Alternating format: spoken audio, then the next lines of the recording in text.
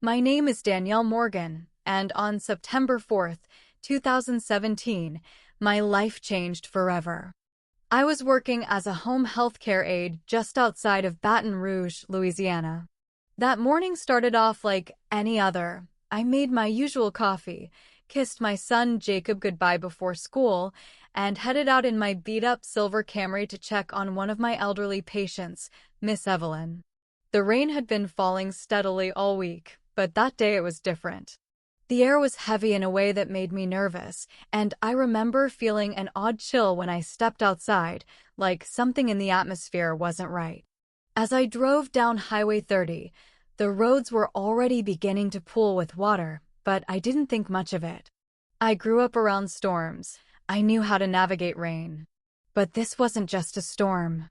Within hours, the water came fast and unforgiving. Roads disappeared under muddy currents, the power flickered out, and my phone lost signal.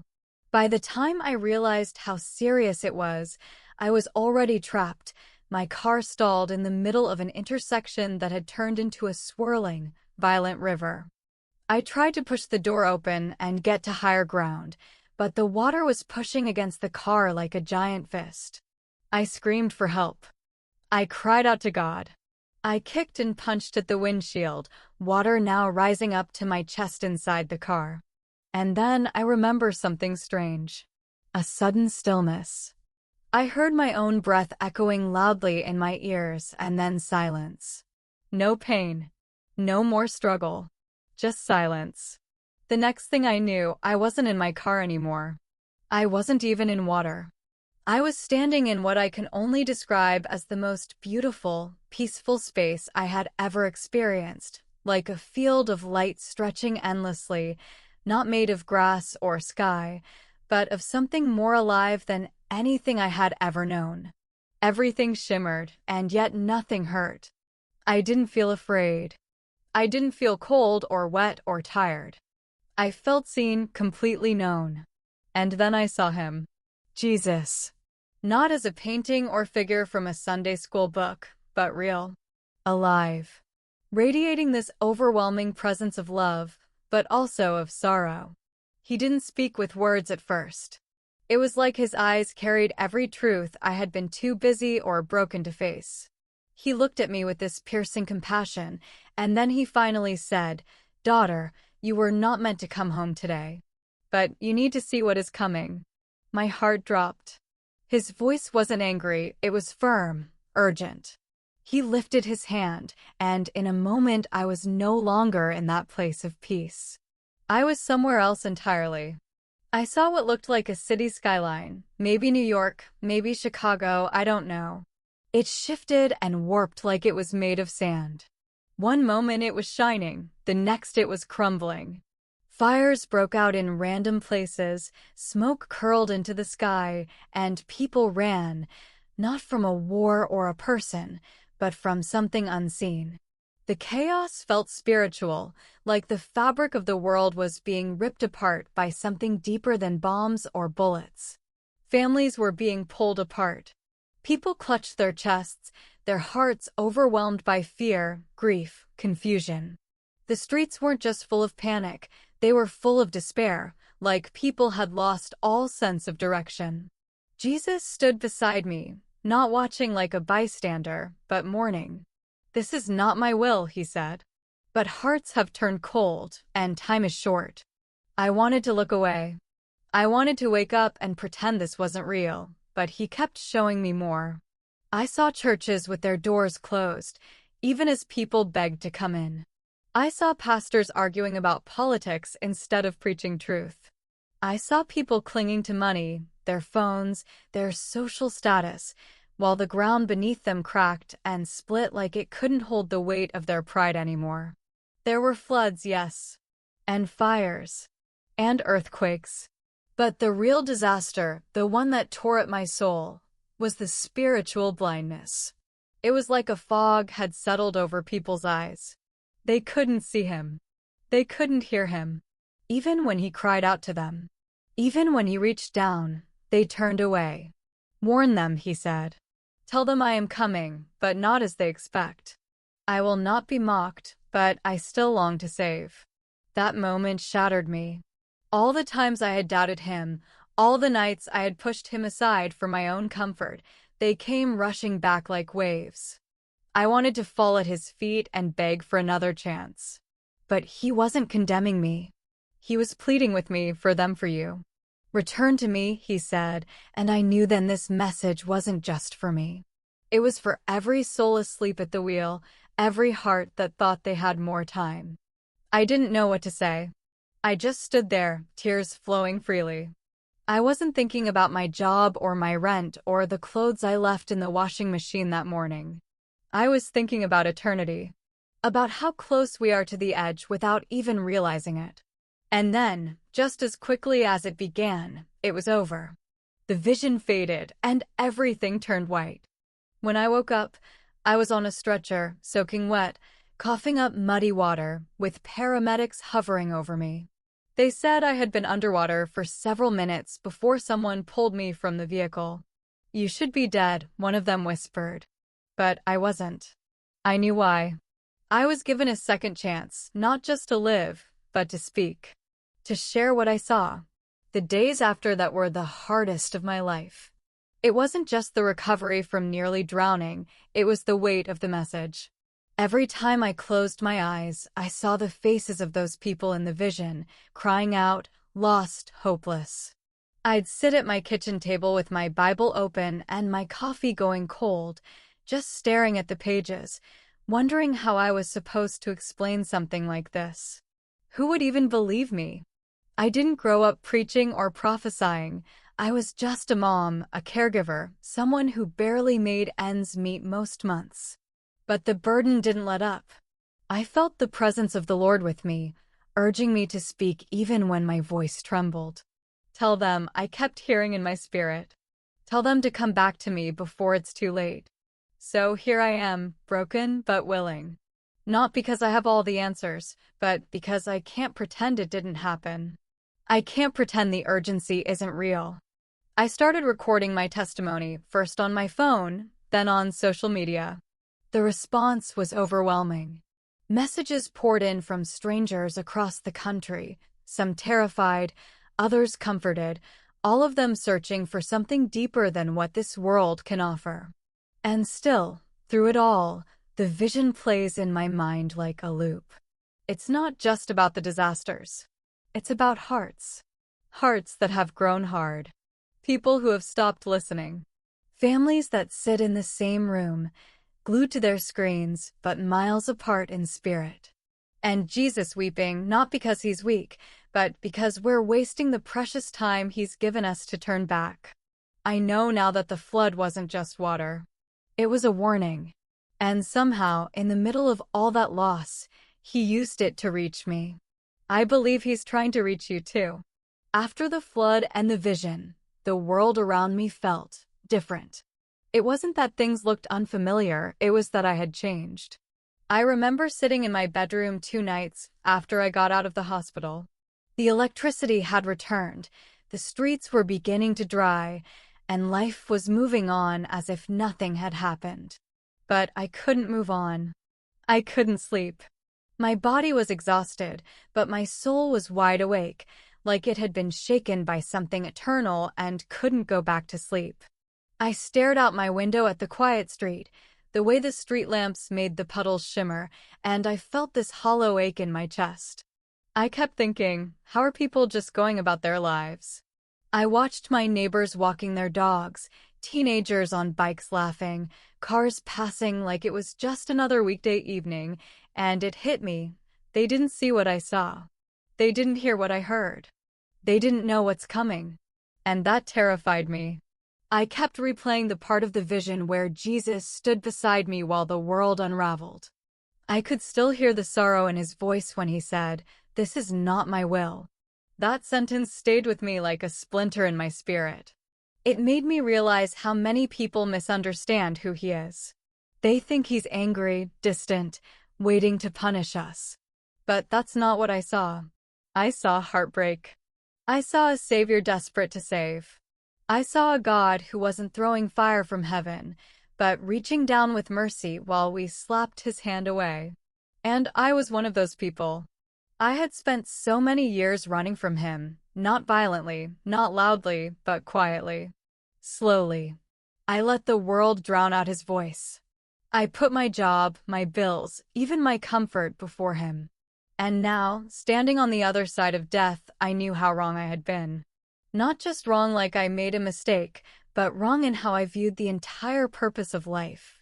It's not about how much we earn or achieve or accumulate. It's about where we stand with him. It's about whether our hearts are awake or asleep. I thought about my son Jacob, how I used to rush through bedtime prayers with him because I was tired. How I said, "God bless you," without really meaning it. How I went to church maybe once a month and thought that was enough. I was lukewarm, and I didn't even realize it. And now I could see so clearly that lukewarm faith is no faith at all. It's deception. It's poison disguised as peace. And worst of all, it's common. I remember the first time I told Jacob what had happened. He sat on the couch beside me, his little feet swinging off the edge, eyes wide. I had debated whether or not to tell him everything, but something in me knew he needed to hear it, even if he didn't fully understand. I told him, "Mommy almost went to heaven, but Jesus brought me back because there's something he needs me to say." He didn't speak for a minute. Just looked at me, then asked, "Is Jesus mad at us?" That question broke me. I pulled him into my lap and hugged him so tightly. "No, baby," I whispered. "Jesus loves us. He's sad because we forgot how much we need him." And even though he's just a kid, I think he understood. That night, he asked to really pray for the first time without me reminding him. And as I watched him kneel beside his bed, small hands folded, whispering his heart to God, I felt this strange mix of grief and hope. Grief for all the years I wasted, but hope that maybe, just maybe, this story would wake others up in time. I began journaling every day after that, writing down every detail I could remember from the vision. The colors, the smells, the expressions on people's faces, the way Jesus held his hand out to me. I wrote it all, even the parts that scared me. Especially the parts that scared me. I didn't want to forget a single thing, because I I knew, there was a reason I had been allowed to see it. God doesn't waste suffering. And this was more than suffering. This was a warning wrapped in mercy. It was an invitation to return to him before it was too late.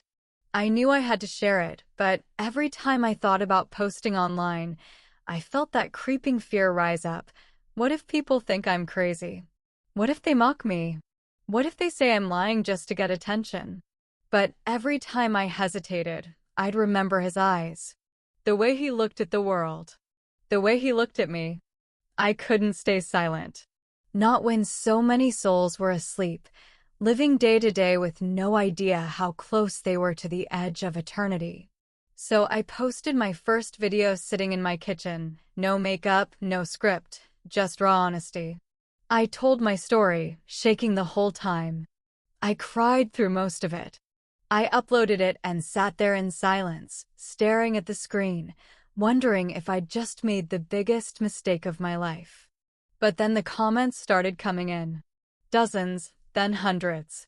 People from Texas, Florida, even overseas. Strangers telling me that they had felt the same urgency in their spirit lately. People confessing they hadn't prayed in years, but were now on their knees. Mothers saying they called their children and begged them to go back to church.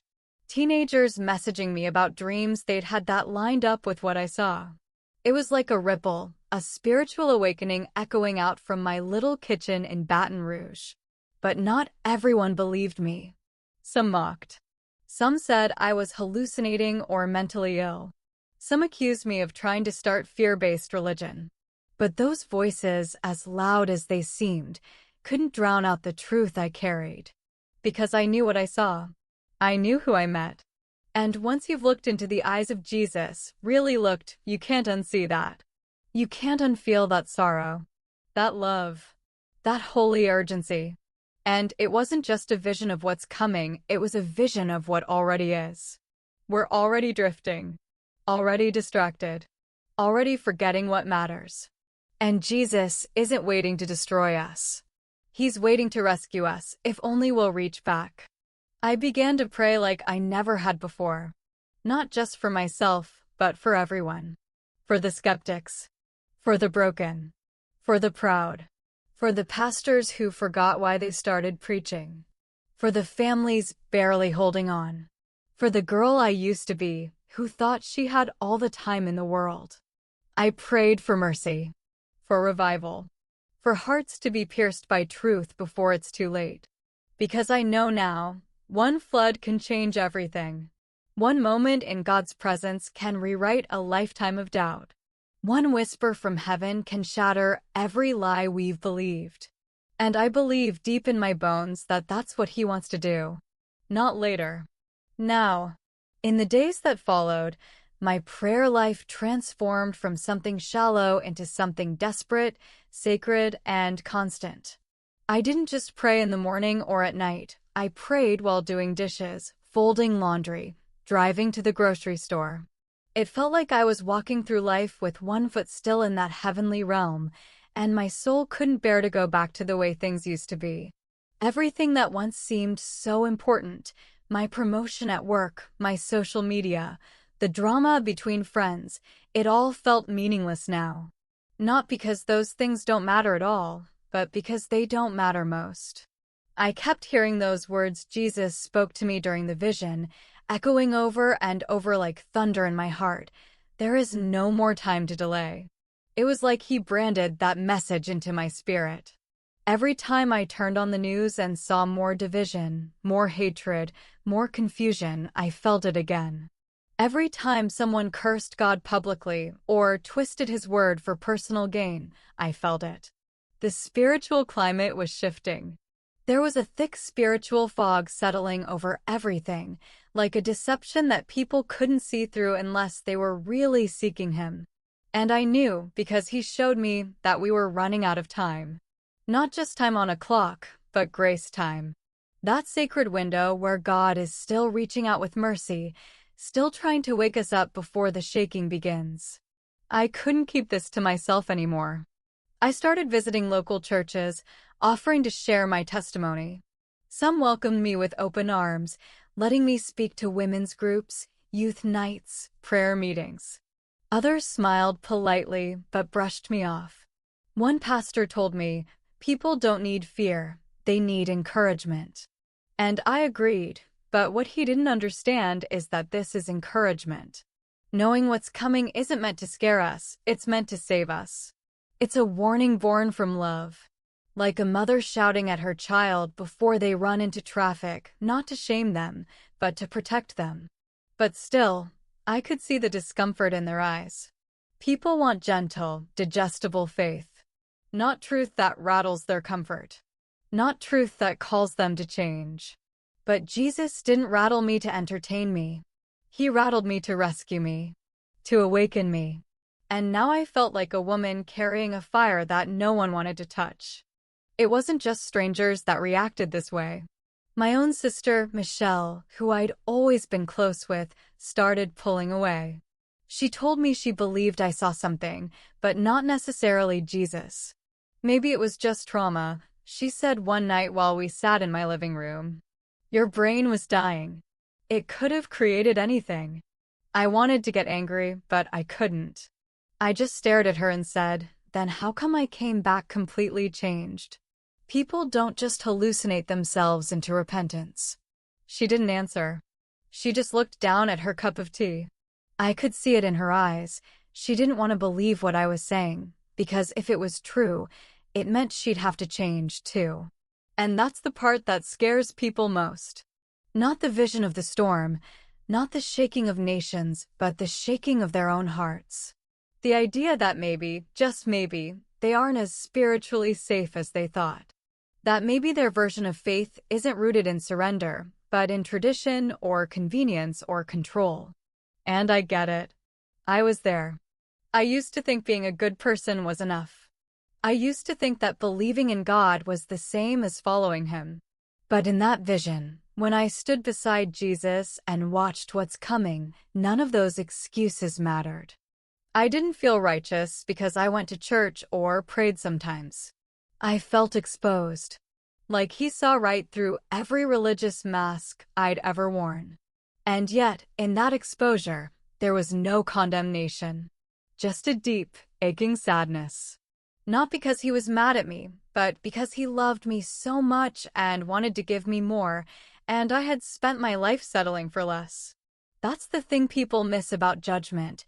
It's not God's wrath flaring up out of nowhere. It's his sorrow reaching its limit.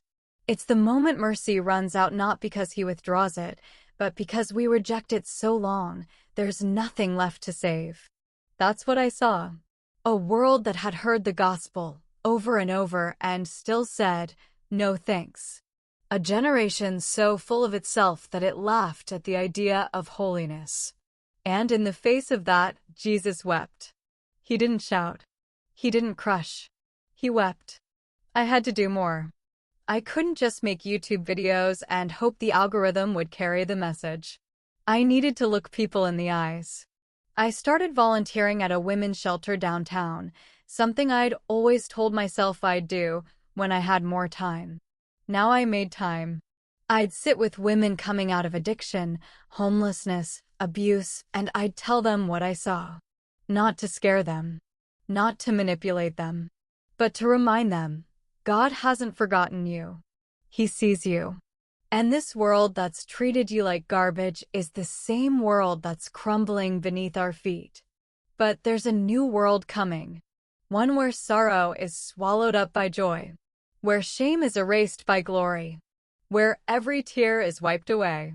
And the only way to reach it is through him. Some of them cried. Some of them rolled their eyes. But even the ones who doubted, I could see the cracks forming in their walls. Because when you've looked death in the face and come back with heaven's message, something in your voice changes. It's not performance. It's not rehearsed. It's raw, trembling truth. And that's what I gave them. I wasn't some polished preacher or best-selling author. I was just Danielle, a mom from Louisiana who drowned in a flood and saw eternity. A woman who should be dead but isn't. A woman who thought she had all the time in the world, only to realize the clock is seconds from midnight. I started hosting small gatherings in my backyard, just neighbors, friends, whoever would come. I'd set out chairs and open my Bible and we'd talk. About repentance. About surrender. About Jesus. Sometimes it was awkward. Sometimes people left halfway through. But other times, it felt like heaven opened right over us. Like angels leaned in closer. And in those moments, I knew this is why he sent me back. Not for fame. Not for applause. But to light a match. To strike the flame of revival in the hearts of the ordinary. Because that's who uses the willing, not the qualified. One night, after another backyard gathering, I couldn't sleep. Everyone had gone home. The folding chairs still sitting in rows under the string lights I'd hung across the trees. I walked out there barefoot, feeling the dampness of the grass under my feet, and just stood there under the stars. I remember whispering, Lord, why me? Why show me all of this? I wasn't anybody special. I didn't have a theology degree. I didn't have a spotless past. I wasn't raised in a super religious household.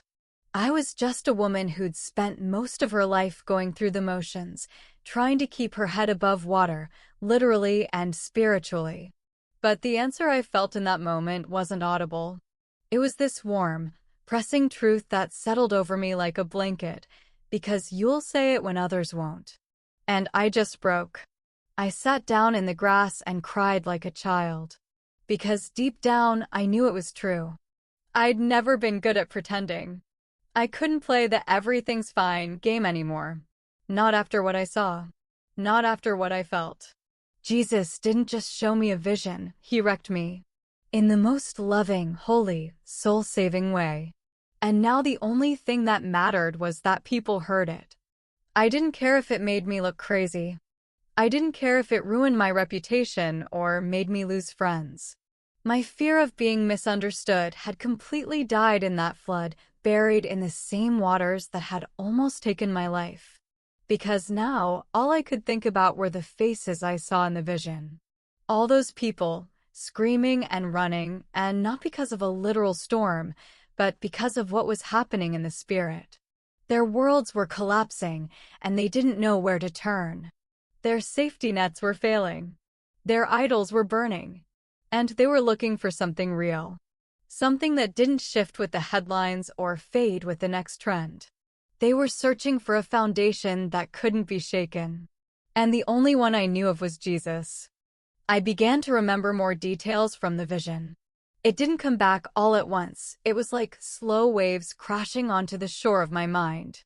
One memory that hit me hard was the moment Jesus held my hand and led me to what looked like a wall of glass. But it wasn't ordinary glass, it was alive, almost pulsing with light and color, like it held entire worlds inside of it. When I looked through it, I didn't see heaven. I saw earth. But not as it was as it would be. I saw cities crumbling, not just physically, but morally. What used to be hidden in darkness was now celebrated in daylight. People weren't just sinning, they were mocking righteousness. I saw churches closing their doors, not because they were persecuted, but because no one came anymore. I saw parents handing their children over to ideologies that twisted their minds and confused their identities. And through all of it, there were these little pockets of light, tiny flames flickering in the darkness. Small homes, underground gatherings, people praying in basements, in fields, in forests. They weren't loud. They weren't flashy, but they were pure. They burned with truth, and because of that, they couldn't be snuffed out.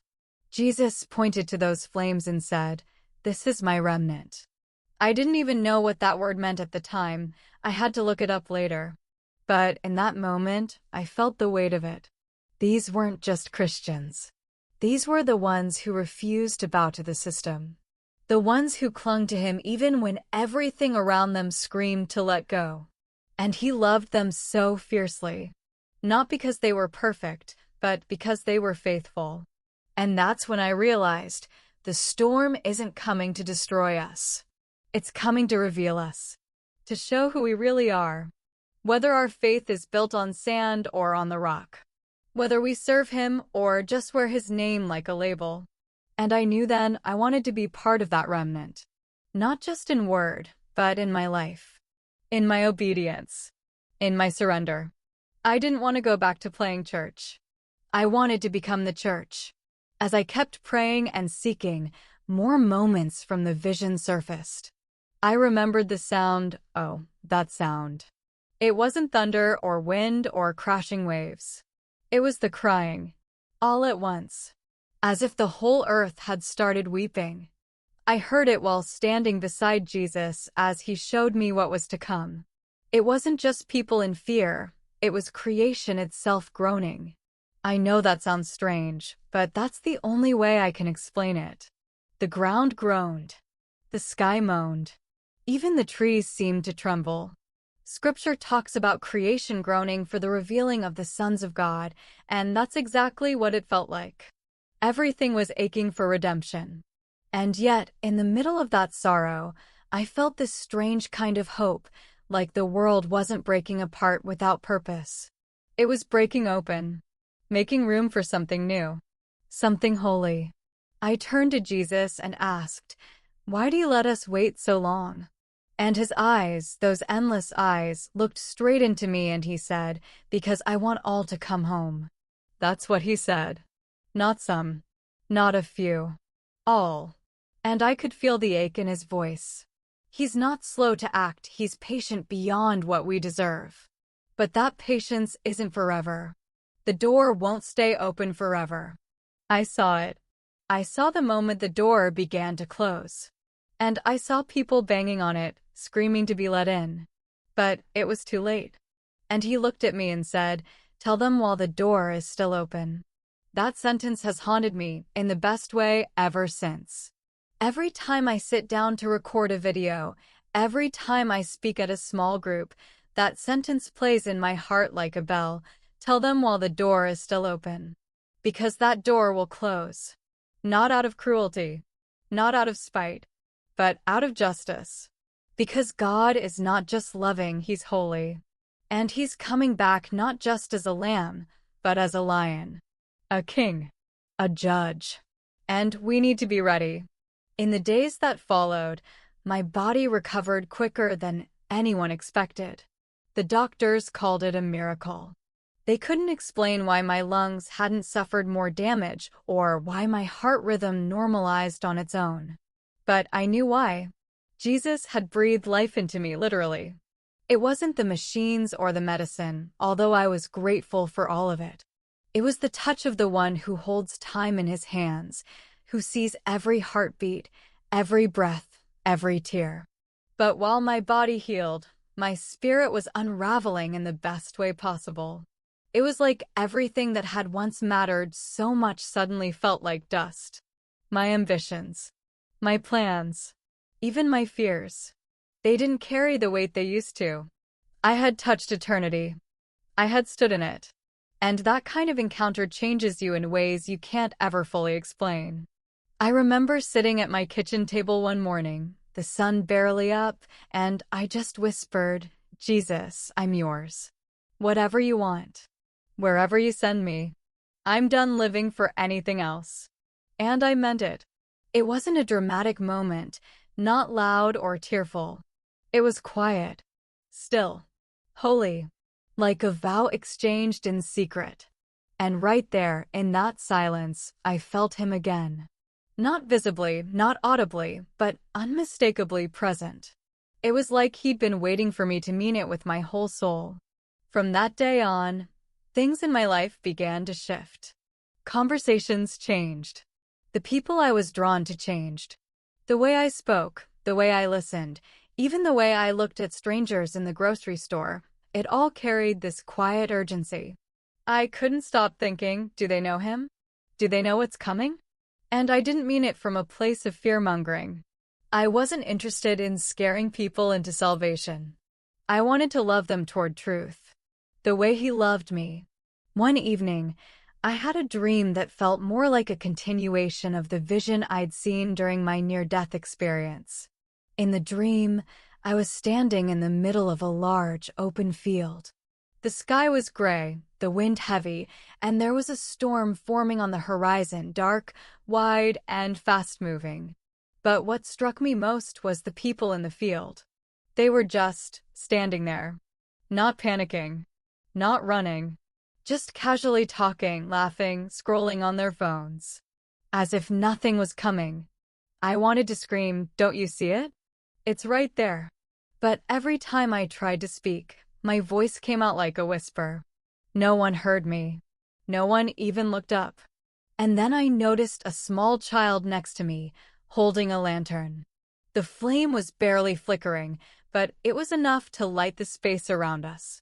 The child looked up at me and said, "They won't see until the shaking starts." I woke up drenched in sweat, my hands trembling. I knew what it meant. We're in a season where many are asleep, not because they're bad people, but because they've been lulled into comfort, into distraction, into spiritual numbness. And unless something shakes them, they won't look up. They won't see the urgency. That dream marked me. It confirmed everything Jesus had shown me, that a shaking is coming. Not just in the physical, but in the spirit. And it's not meant to destroy, it's meant to awaken. But it will hurt. It will disrupt. It will expose. And if we're not rooted in Him, we'll be swept away. I've lost friends over this. That's something I haven't shared much, but it's the truth. People I've known for years began to distance themselves. They said I'd changed, and they were right. I had. But they didn't understand the why. They didn't want to. One friend told me I sounded like one of those religious extremists now. That stung, especially coming from someone I considered family. But I held my tongue and just said, if you had seen what I saw, you'd change too. I didn't need to argue. I didn't need to defend myself. My life would speak for itself. And honestly, it made me lean even harder into Jesus. Because he never left. Not once. Not when I was drowning. Not when I woke up gasping for air. Not when I stood in front of that glass wall in the vision and saw the weight of what's to come. He was always there. Steady. Present. Kind. And because of that, I could keep going. I could keep speaking, even when my voice trembled. I could keep sharing, even when I felt unqualified. Because it wasn't about me. It never was. I'm just a vessel. A voice. A broken woman made whole by the one who leaves the 99 to chase the one. And if my story can help even one person wake up, then it's worth it. Every tear. Every rejection. Every sleepless night. Worth it. One afternoon, while I was praying in my bedroom, I felt a heaviness settle over me. Not a dark kind of heaviness, but a weighty sense of purpose. Like something was about to shift again. I closed my eyes and waited. And then I saw it. Another vision, short but clear. I was standing on a mountain, looking out over a vast valley. In the valley were millions of people, walking in every direction. Lost. Wandering.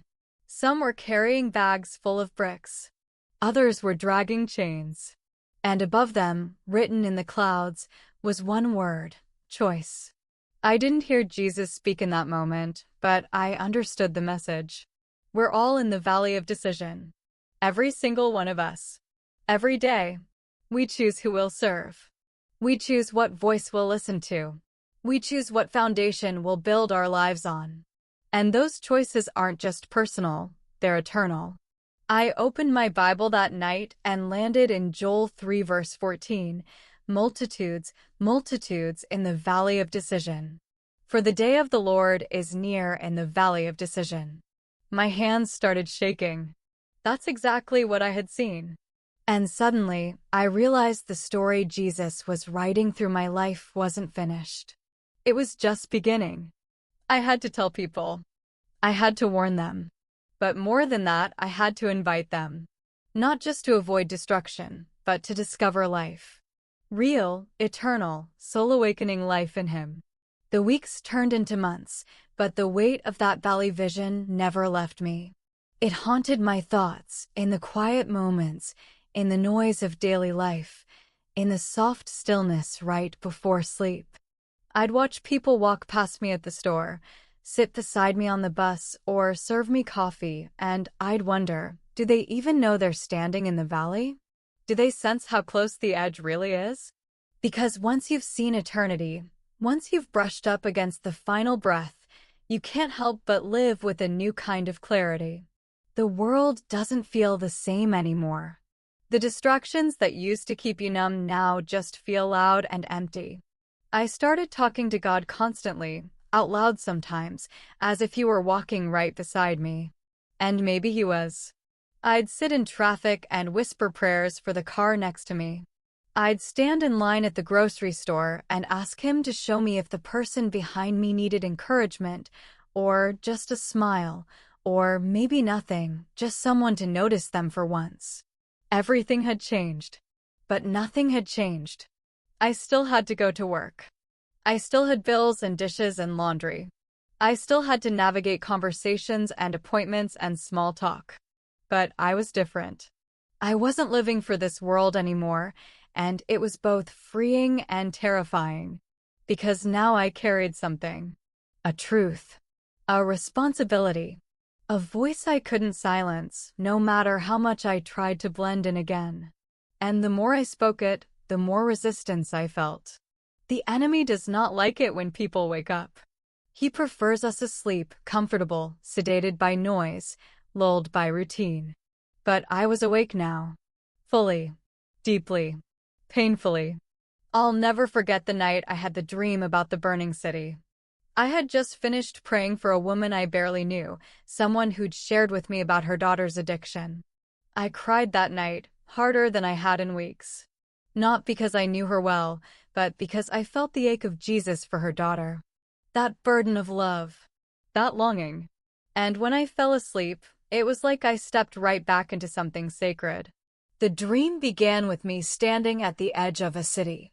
Everything looked normal: traffic lights, people walking dogs, children laughing. But above it, I saw a slow-moving shadow. It didn't blot out the light all at once. It crept. Like smoke, like sickness, like a warning before the collapse. And then, in a single moment, the buildings began to burn, not from the outside, but from within. I saw flames erupt from apartment windows, businesses, even churches. And yet the people kept walking, oblivious, laughing, texting, smiling, as if nothing around them was crumbling. I tried to scream again, but no sound came out. My hands were tied. I fell to my knees in the middle of the street, tears streaming down my face, when suddenly, a voice, not loud, but piercing, whispered, "I gave you a voice. Use it." I woke up gasping, drenched in sweat, my pillow soaked. I sat up, grabbed my journal, and wrote down every detail I could remember. And right at the bottom, I wrote a simple prayer: God, untie my hands. Use my voice. Even if it costs me everything. Because I meant it. I really did. I couldn't keep this to myself anymore. The time for hesitation had passed. I started going live on social media, not because I wanted attention, but because I couldn't shake the urgency. I'd sit in my car after work, still in my scrubs, hair a mess, voice trembling, and I'd just talk. I'd share parts of my story, bits of my dream, what I felt the Lord was saying, not with confidence, but with conviction. And something wild started happening. People listened. Not hundreds. Not thousands. Just a few. But those few began messaging me. They'd say, "I don't even know why I watched this, but I needed it." Or, "Your words woke something up in me." One woman messaged, "I haven't prayed in 20 years, but something about what you said made me drop to my knees." And I realized it was never about going viral. It was never about numbers. It was about obedience. About doing the small things faithfully. About planting seeds one by one in the valley of decision. I started praying bold prayers. Dangerous ones. I'd say, "Jesus, break my heart for what breaks yours. Don't let me grow numb again. Don't let me look away when you're asking me to speak." And he honored those prayers. Sometimes with sleepless nights. Sometimes with divine appointments. One time, I was in the waiting room at the dentist when a woman next to me just started sobbing. I didn't know what to say, but I offered to pray for her. She nodded. Through tears, she told me she had just left her abusive husband. That morning. No plan, no place to go. Just fear. I sat there, holding her hand, and prayed out loud in that waiting room. I didn't care who stared. It wasn't about them. It was about her. And I'll never forget the peace that settled in that space. Thick. Tangible. Like heaven itself was leaning in. There were days when the spiritual weight felt too heavy. Like I was carrying something I didn't ask for. Like maybe I was crazy or delusional or just overly emotional. I'd ask God, "Why me? Why did you show me all this? Why not someone stronger? Someone with more influence, more platform, more training?" And every time, I'd feel this gentle reminder, "Because you said yes. That's it." Not because I was the best. Not because I was the most holy. But because I surrendered. I showed up with trembling hands and said, "Here I am, Lord. Use me." And that was enough for him. That still is enough for him. You don't need to be a preacher or a prophet or a theologian to carry the presence of God. You just need to be willing, available, honest. And I was. Am. And I pray I always will be. Because I've seen too much now. I've felt the weight of eternity. I've touched the hem of heaven. And I can't go back to sleep. I won't. Not when so many are still wandering, still searching, still pretending the fire isn't burning right underneath them. The time is now. Not next year. Not someday. Now, if you hear his voice, don't harden your heart. Don't wait until the shaking begins. Wake up. Look up. The door is still open, but it won't be forever. After that night, everything shifted again. It felt like God was opening my eyes to layers of reality I'd never known before. One morning, I was walking through my neighborhood, the sun barely up, the world still soft and quiet, when I heard it, a voice inside me, not audible like speech, but clear like a thunderclap in my soul. It said, "Look." So I did. And I saw, like a curtain lifting, the spiritual battle happening all around us. I saw angels moving unseen through the streets, protecting, guiding, fighting. But I also saw the shadows, darkness that creeped in through fear, division, hatred. It wasn't just about disasters or natural events anymore. It was about hearts. It was about choices. The war wasn't happening far away. It was here, right now, inside each person, inside me. I felt overwhelmed. How do you fight a war you can't see? How do you battle an enemy that whispers lies in your ear every day? I started carrying a Bible everywhere, reading it in every spare moment. The words began to come alive, piercing me deeper than ever before. Passages about faith, about love, about endurance became my armor. I clung to verses like Psalm 23, Isaiah 40, and Romans 8, the way a drowning person clings to a life raft. And in those scriptures, I found hope. I found strength. I found a promise that no matter what's coming, I'm not alone. Work became harder. I wasn't just caring for patients anymore, I was caring for souls.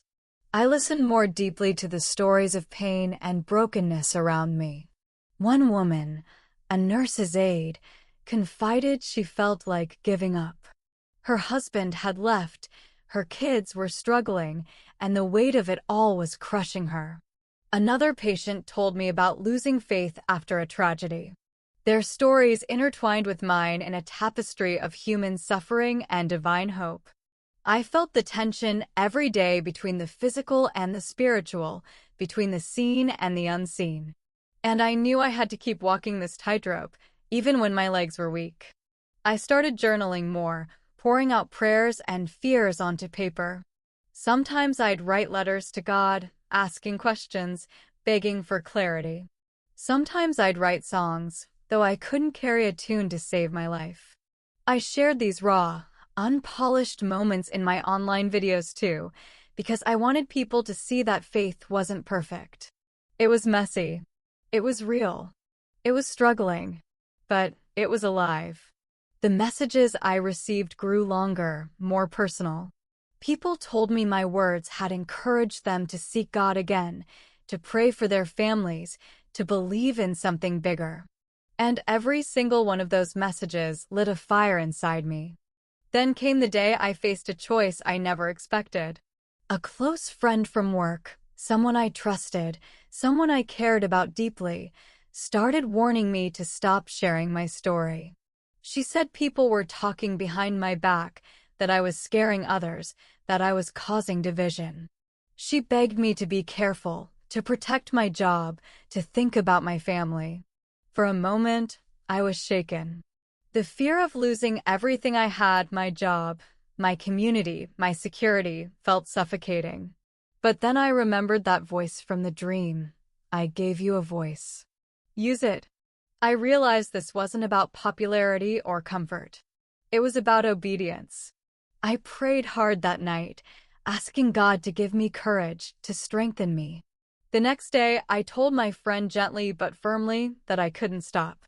Not because I wanted to be rebellious, but because I had to follow where God was leading me. It cost me friendships. It cost me peace. But it never cost me my faith. And that, I knew, was what truly mattered. Because when you face death and come back with a message, you don't get to put it back in the box. It becomes a part of you. It shapes your every breath, your every word, your every step. I remember another moment, late at night, when I was scrolling through messages and one caught my eye. It was from a woman named Rachel, someone I'd never met but whose words pierced my heart. She wrote that my story had reminded her of her own grandmother, who'd been a pillar of faith in her family but had recently passed away. Rachel said she felt lost without her, like a light had gone out in her life. I responded, sharing a prayer and telling her about the peace I'd found even in the darkest times. A few days later, she messaged back, saying she'd started attending church again, that she felt hope stirring inside her. That exchange felt like a small miracle to me.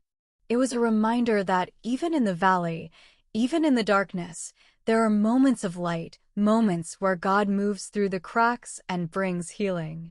Those moments kept me going. They kept me speaking, even when it felt like no one was listening.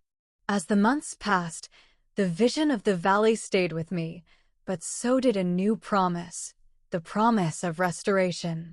Jesus showed me not just the brokenness, but the beauty waiting to bloom after the storm. He showed me communities coming together, strangers becoming family, hearts turning back to Him with tears and joy. I began to understand that my story wasn't just about warning or fear. It was about hope, about redemption, about a God who never abandons us, even when we feel lost or broken or afraid. That truth gave me peace.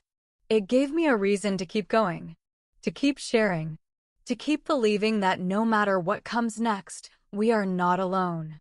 We are held. We are loved. We are called to walk through the valley, but also into the light beyond. After I returned from that night, from the place where time seemed to stop and eternity stretched out before me, the world felt different, like everything had been split into before and after.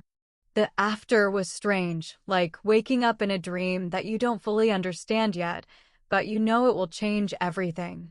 I kept replaying the moments of that vision, the face of Jesus, the warnings, the feelings of overwhelming love mixed with urgency. It was like a seed had been planted deep inside me, and every day since, it's been growing, sometimes slowly, sometimes like a wildfire that spreads too fast to control. I tried to go back to normal life, but I couldn't. The flood wasn't just a disaster in Texas. It became a symbol in my mind for what I saw in the spirit. A flood of judgment, yes, but also a flood of mercy for those willing to turn toward God. I wanted to warn people, to share what I'd learned, but how? The fear of being dismissed, of sounding crazy, was real. But then I remembered what Jesus said, "Do not be afraid." Those words echoed inside me every time doubt crept in. So I started telling my story, first to close friends, then to anyone who would listen. It wasn't easy. Some scoffed, some prayed for me, some cried with me. Every reaction reminded me that this message was powerful and that it wasn't mine alone to carry, it was for everyone. My faith deepened in ways I never expected. Before this, I thought faith was about church on Sundays, about rituals and tradition. But after that experience, faith became a lifeline. It became a conversation I had with God every morning and every night, a shelter in the storms of doubt and pain. I would sit alone in my small apartment and pour out my heart, sometimes through tears, sometimes in anger, sometimes in quiet awe. I realized that the God who met me in that near-death moment wasn't distant or cold. He was present, loving, and fiercely protective. But he was also serious about the choices we make, serious about how we live, serious about turning from things that separate us from him. The visions I had of America's future weren't meant to scare, but to wake up. They were a call to repentance, to love, to prepare our hearts for what's ahead. And I knew that if even one person heard my story and changed because of it, every moment of fear and loneliness would be worth it. One day, as I was driving through the city, a heavy storm rolled in, dark clouds, strong winds, and rain beating against my windshield. I felt that same fear rising up inside me that I'd felt the night of the flood. But this time, I didn't panic. I prayed. I asked God to keep me safe, to protect my family, to help me trust him no matter what happened. As the storm raged, I thought about all the people out there who might be scared, who might feel alone, who might be struggling to find hope. I wanted to reach out to them, to be a light in the darkness. That's when the idea came to me to start sharing my story on a bigger scale, to use video, social media, anything I could to get the message out. I knew it wouldn't be easy. I knew there would be criticism and challenges. But I also knew I couldn't stay silent. The process of sharing my story online was strange and humbling. I was nervous, vulnerable, and unsure how people would respond. But something incredible happened. Messages started coming in, people sharing their own stories of struggle, their own encounters with God, their own hopes and fears. I realized I wasn't alone. We were all part of a bigger story, a story of brokenness and healing, fear and faith, death and new life. That realization gave me strength. It gave me a purpose. It gave me peace. Because I knew that no matter how dark the night, the dawn was coming. Looking back, I see how every step of this journey was a piece of a larger puzzle. The flood, the vision, the warnings, the hope, they were all connected. And now I'm called to keep walking this path, to keep speaking, to keep praying for our country, for our world, and for every person who's listening. This story is not just mine, it belongs to all of us who are waking up to the reality that life is fragile, faith is powerful, and love is the greatest force there is. I hope that by sharing my experience, I can help others find their own light in the darkness, their own courage in the fear, their own hope in the uncertainty. Because if God can meet me in the valley, if He can hold me in the storm, then He can do the same for you. We just have to be willing to listen, to turn, and to trust. It wasn't long after I began sharing my story more publicly that the real weight of what I had been through hit me like a tidal wave. The nights I spent awake, replaying every moment in my mind, were filled with a mix of gratitude and deep sorrow. I felt grateful to be alive, to have been given a second chance, but I also mourned for all those who hadn't made it through that flood, who hadn't been given the same mercy I received. I thought about families torn apart, communities broken, and lives changed forever. The image of the floodwaters, rising and relentless, stayed with me, but it became more than a physical event. It became a symbol of the storms we all face, the storms of loss, of fear, of doubt. But in the middle of those storms, I had seen a light. I had seen Jesus reaching out, calling us to hold on, to repent, to believe. That light was real, and it was powerful. One afternoon, I was sitting at my kitchen table, staring at a cup of tea I had forgotten to drink. My hands were shaking. I was exhausted, not just physically, but emotionally and spiritually. The weight of the message I carried felt heavy. I wondered if I was strong enough to keep going, to keep telling my story when it sometimes felt like the world didn't want to hear it. But then I remembered something I'd read in the Bible, a verse that kept coming back to me over and over again. My grace is sufficient for you, for my power is made perfect in weakness. I whispered those words aloud, and I felt a small flame of hope ignite inside me. I realized that my weakness, my fear, my doubts, they didn't disqualify me. They made me human. And in that humanity, God's power could shine the brightest. From that moment on, I decided to lean into my faith even more, to trust that God was using my story for a purpose bigger than I could imagine. I started to notice changes in my own heart and mind. The fear that had gripped me began to loosen its hold.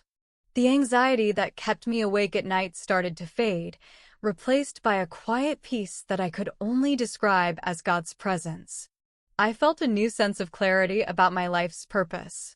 I wasn't just surviving anymore, I was living with intention. Every day became an opportunity to be a witness, to share love, to encourage others to turn toward the light.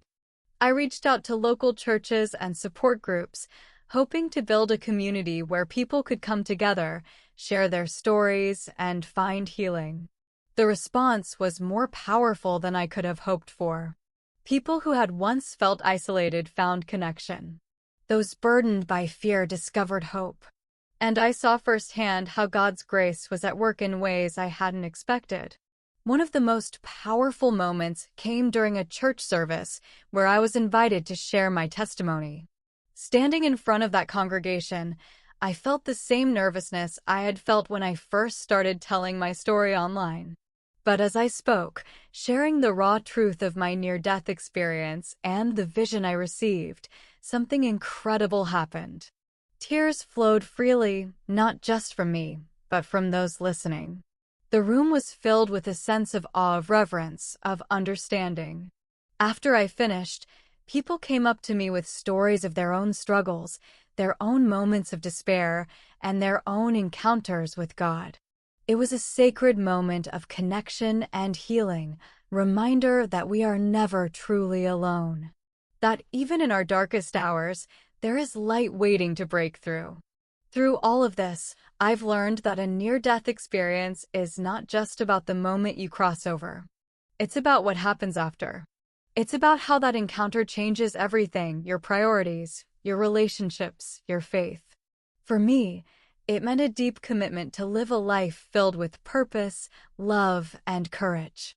It meant speaking out even when it's hard, loving even when it's painful, and believing even when the future feels uncertain. I know now that God has a plan for each of us, a plan that includes hope and restoration, even in the midst of trials. And I want to share that hope with everyone who will listen. The days after sharing my testimony publicly were some of the most challenging and rewarding days of my life. Every conversation, every message I received, reminded me that this wasn't just my story. It was a story that needed to be told for others to find hope and healing. But the journey wasn't without its struggles. Some days, I wrestled with feelings of doubt and loneliness. I wondered if my words truly made a difference, if anyone was really listening, or if I was just shouting into the void. It was during those moments that I found myself going back to the quiet places, my bedroom late at night, the little chapel down the street, the park bench where I could sit and pray without distractions. Those were the moments I held onto most tightly, the moments when I could lay down my fears and let God's peace wash over me. I realized that faith isn't about having all the answers. It's about trusting when you don't understand, holding on when the way forward feels unclear. One particular memory stands out vividly. It was a rainy afternoon, the kind of rain that blurs the edges of everything and makes the world feel softer, quieter. I was driving home from a small group meeting where I had shared my experience again. The rain tapped rhythmically against the windshield, and I felt an overwhelming sense of calm, like God was wrapping his arms around me. As I drove, I thought about the people I'd met who were hurting, the ones who had lost loved ones in the flood, the ones struggling with addiction or broken relationships, the ones feeling lost and alone. I prayed for them all, asking God to use me as a vessel of his love and mercy. And in that prayer, I felt a reassurance that no matter what storms we face, whether they are raging rivers or battles inside our own hearts, we are never alone. God is always there, steady and sure, a refuge in the chaos. The experience also reshaped my understanding of what it means to forgive.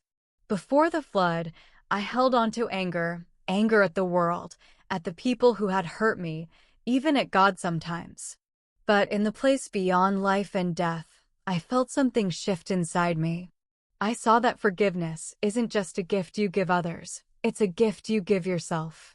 It frees you from the chains of bitterness and pain. I began to forgive people I hadn't spoken to in years. I forgave myself for mistakes I thought were unforgivable. And as I did, I felt lighter, freer, more alive.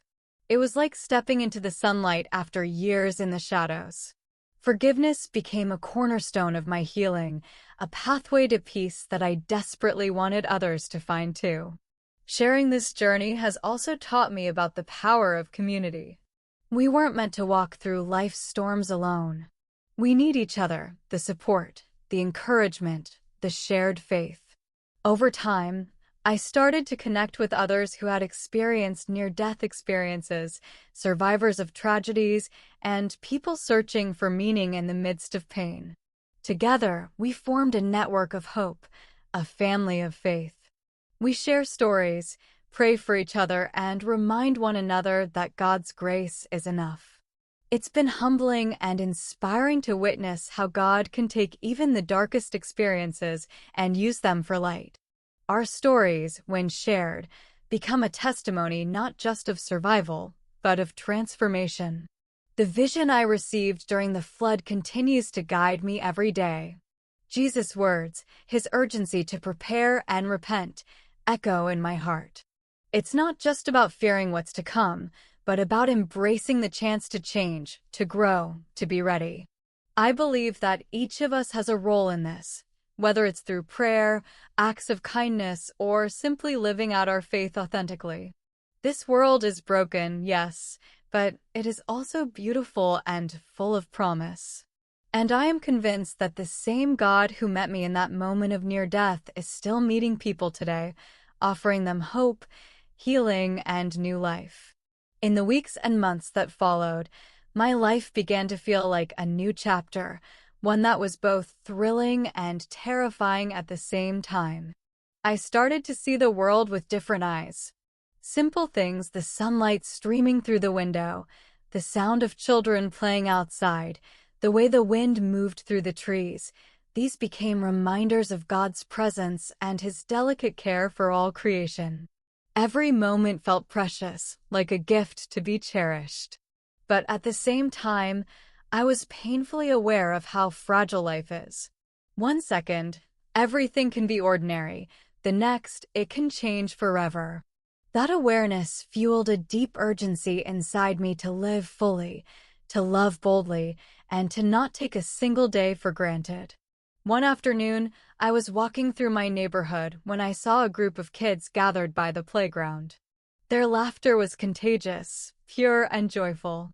For a moment, I felt a pang of longing for the innocence I had lost, for a world untouched by fear or pain. But then I reminded myself that life is also about redemption. It's about taking brokenness and allowing God to heal it, to make something beautiful out of the mess. I knelt down by one of the children who had scraped his knee and gently wiped away the dirt. As I looked into his eyes, I felt a surge of love and protection that I never fully understood before.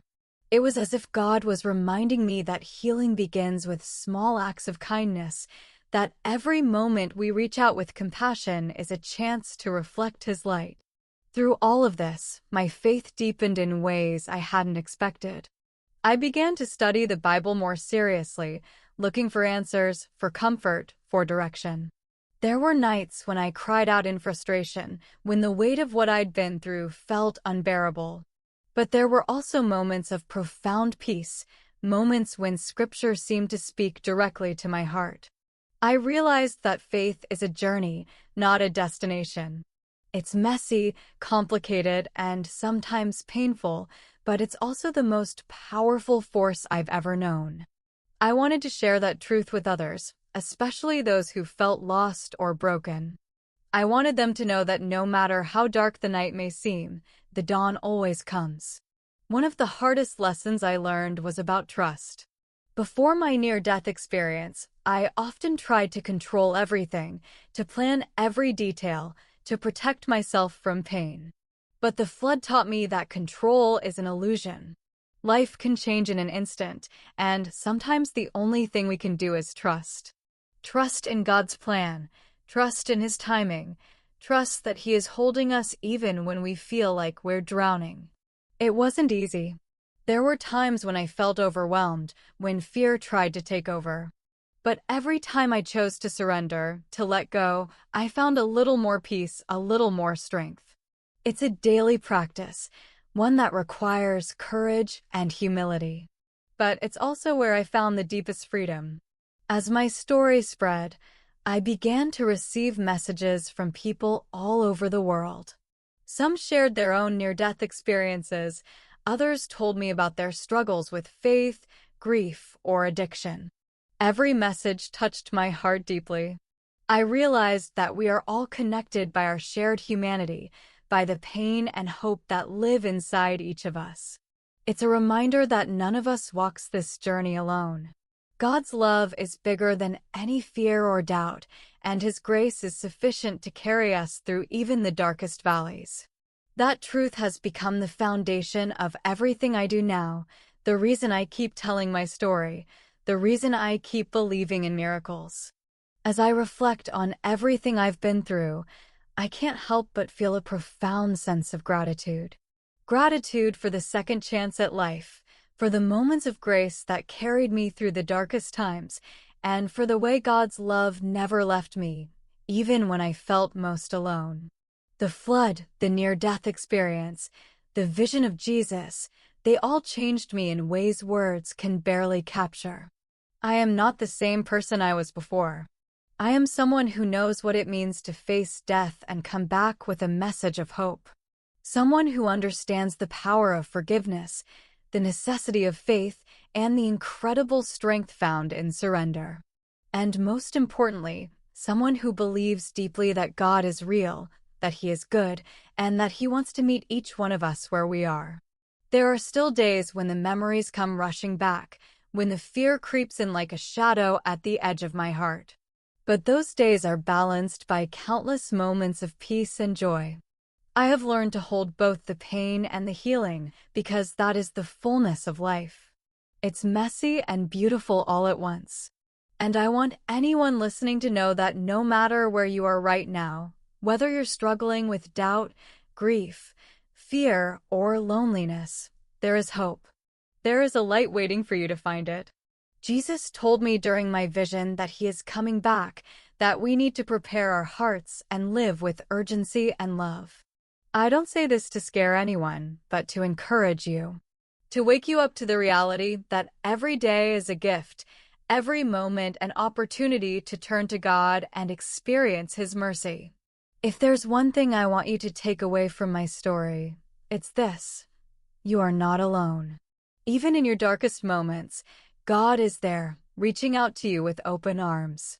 And no matter how far you think you've fallen, no matter what mistakes you've made, His grace is bigger than all of it.